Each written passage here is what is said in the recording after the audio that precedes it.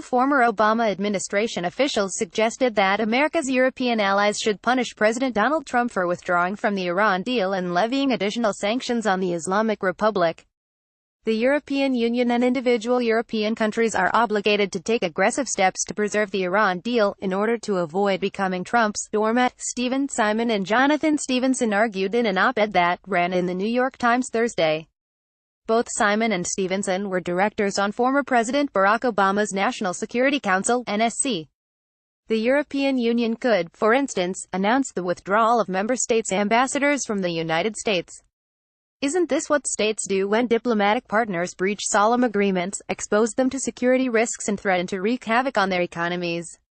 That is, after all, what the administration is threatening to do by courting the risk of a Middle Eastern war and applying secondary sanctions to European companies, they argued.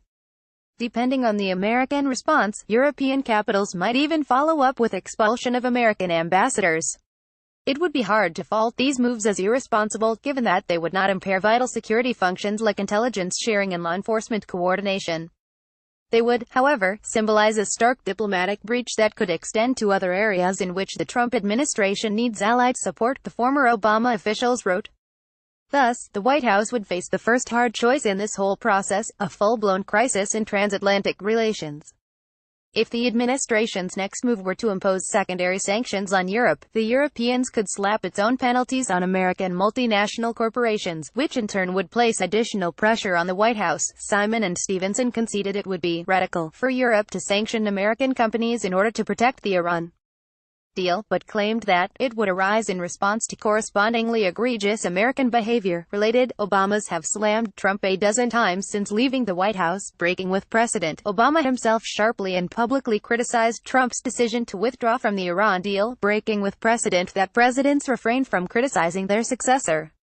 The former president and former First Lady Michelle Obama have publicly slammed Trump a dozen times since they left the White House.